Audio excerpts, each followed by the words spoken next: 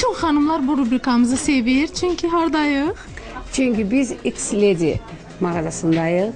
Qadınlar var gələn zaman əliboş qayıtmırlar.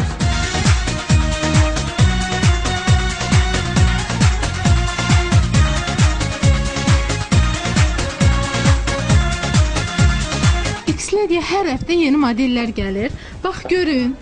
2011-ci ilin hər rəngdə, hər modeldə bax gənc xanımlar üçün gör necə gözəldir. Hələ buna bax, bu biri-birindən gözəl. Bu dünyada sevgiden başka ne var? Bir mən varam, bir də ki gül üzlüyor. Bizim tamaşaçılarımız bilir, burada hər ayaqqabıya uyğun çanta və paltar da var.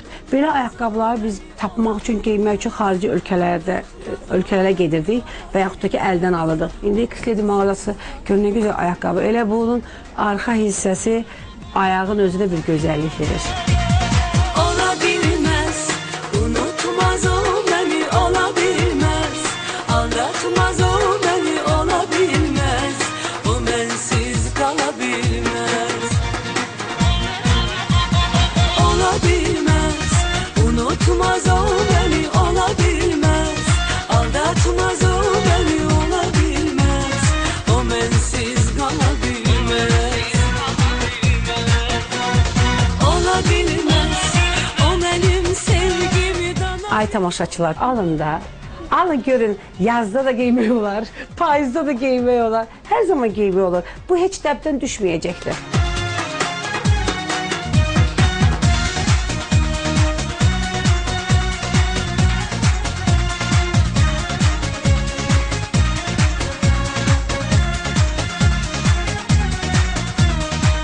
Biz Ebiviyə ilə gəldik X-Lady dükanının 3-cü mərtəbəsinə. Gördüyünüz kimi burada qələbəlikdir. Maşallah. Maşallah. Maşallah. Yəni bu o deməkdir ki, xanımlar artıq bilirlər gözəl geyimləri harda axtarmaq lazımdır. Yüreğimde dilerim bu hayatta onu.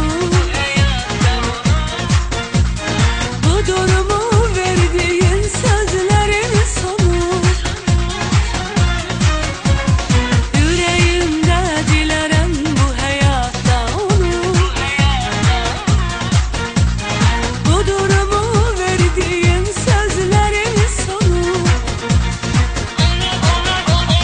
Ola bilmez, unutmaz o beni, ola bilmez. Aldatmaz o beni, ola bilmez. O bensiz kalabilmez. Ola bilmez. X-Lady geyim mərkəzinin bir özelliği var ki, əziz xanımlarımız, bir paltardan burada müxtəlif rənglərdə, bir ayaqqabıdan, bir çantadan istədiyiniz rəngdə əldə edə bilərsiniz. Və istədiyiniz ölçülərlə. Sevgimi dana bilmez, ola bilmez, ola bilmez.